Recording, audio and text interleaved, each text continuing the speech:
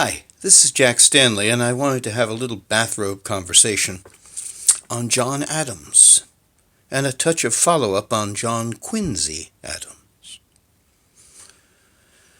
You know, in this day and age, the year 2018, it's hard for people to truly understand our history.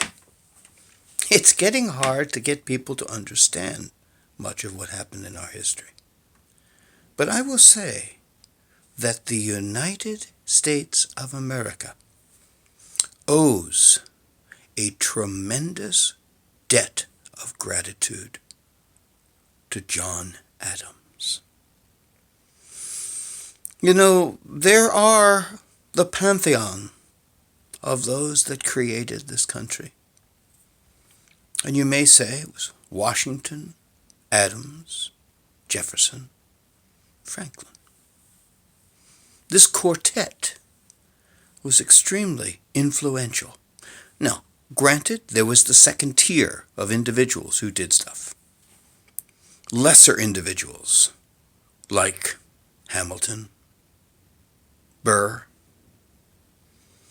some of the members of Congress, Hancock, and the like, and of course Samuel Adams.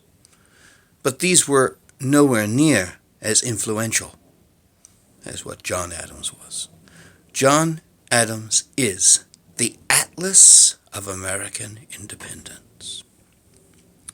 No one thought more strongly over the fact of how powerful John Adams was to American independence than Thomas Jefferson. At a time when they did work in tandem, when they were friends. Because the Declaration of Independence is basically a proclamation stating what John Adams had stated. Because John Adams was that solo act that was fighting against a massive crowd that was terrified to take a step. And perhaps the greatest speech ever given in the history of the United States is the speech that John Adams gave, pushing for independence, which made the vote possible on July 2nd, 1776, creating a country, following Lee's proclamation. I get discouraged when I look at how we have honored John Adams. John Adams suffered a lot. You know, he was president, but it was not a success. He had three major factors that led to a very bad presidency. Number one, he followed George Washington. I don't care who it was. Whoever followed George Washington had an issue because they could never fill the shoes of George Washington, because George Washington's shoes were mythical and they were without scope. Therefore, it was an impossibility to fill them. He took over. He kept Washington's cabinet. Bad mistake. You know, it's only been done, twice? It was interesting. It was done by John Adams and John Quincy Adams in honor of their predecessor that kept their cabinet, and each time it destroyed them. Another problem with John Adams, number two, was his vice president. While they were friends during the pushing for independence, by the time we got through the French Revolution and the unfortunate creation of parties, and the way the Constitution worked, whoever got the highest votes became president, whoever got the next highest votes became vice president. Thomas Jefferson did his utmost to destroy John Adams. He went so far as to hire an individual to write terrible things about Adams to destroy his presidency. As far as I'm concerned, impeachable. There's problems with Thomas Jefferson. We give him a lot of credit. But he was an individual who lacked completely a sense of humor. He had no humor whatsoever. He was a boring, dull individual who brooded and did his best to destroy people. Let's just state it for what it is. And the third was Alexander Hamilton, a person quite similar to Thomas Jefferson, except he did have a sense of humor. But he was a nasty SOB who did his best to destroy people. He hated John Adams, and John Adams responded in kind. Alexander Hamilton tried to get us to go to war with France. We had no navy, we had no military. He was a complete nutcase. He was brilliant, but he was a cup and saucer short of a full play setting. I appreciate the money system that was developed by Alexander Hamilton. Outside of that, I can't think of much to say about him. The Federalist Papers are interesting, very, very fascinating. It's a keen mind, but an unregulated personality. And he was against Adams. He was against common sense. And had we followed Alexander Hamilton, we would not have a country today. John Quincy Adams did so much. He was his father's secretary during the American Revolution, traveled to France during the Revolution, and sailing in ships trying to escape British gunboats. And in fact, at one point they were attacked, and they were able to escape. I mean, had they been caught, it would have been all over. He took another ship ride with two of his sons, and they were shipwrecked, and they had to travel across Spain to trying to get to France, and it was pretty awful.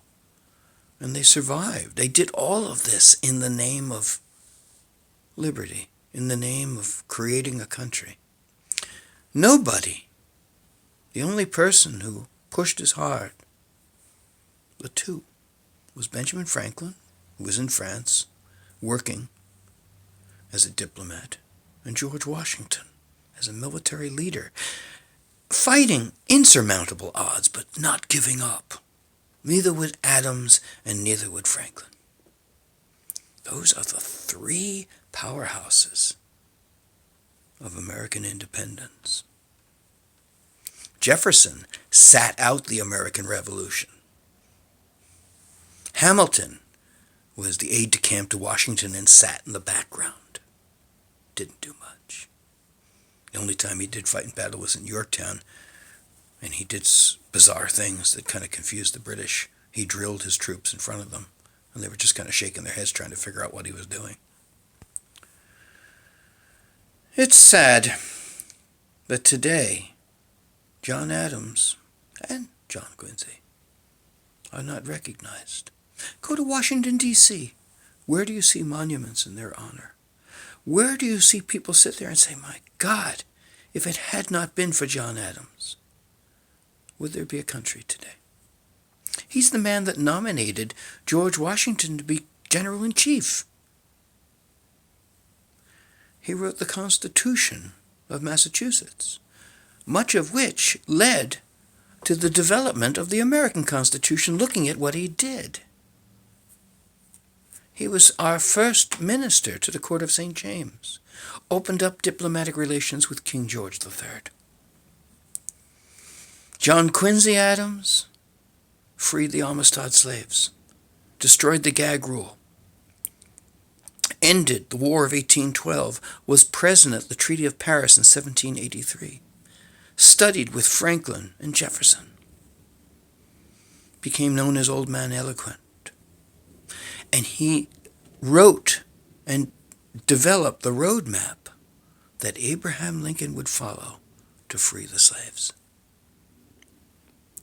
Yet we hear nothing about John Quincy, and we hear nothing about John Adams. Outside of a mini-series a few years ago, most people have forgotten already. We hear about Hamilton, we hear about Jefferson, and we hear about Washington. But the atlas of American independence was indeed John Adams. And I think it's damn time that Washington, D.C.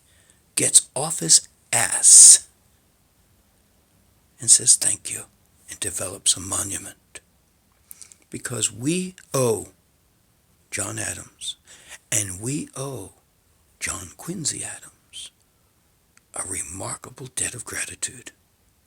Because the country that exists today would not exist if it was not for them. And remember one more thing. We have all of the various things that we talk about with slavery. But who is the voice against it? Who freed the Amistad slaves? Who killed the gag rule? Who influenced how slaves would be freed? It was John Quincy Adams. And of the first 12 presidents, the only two that didn't have slaves were John Adams and John Quincy. And yet, no one ever talks about that. I find it annoying. I find it somewhat reprehensible. We should be embarrassed. We have a Jefferson memorial. We have a Lincoln memorial. It's time for the Adams memorial. Truly is.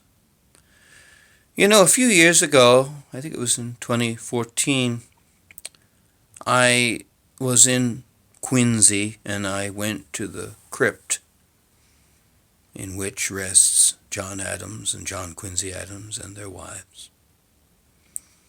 And somewhat dramatically, as one person put it, I said thank you. Because it is an honor and it is somewhat intimidating to be in the presence of these great individuals, dead or alive.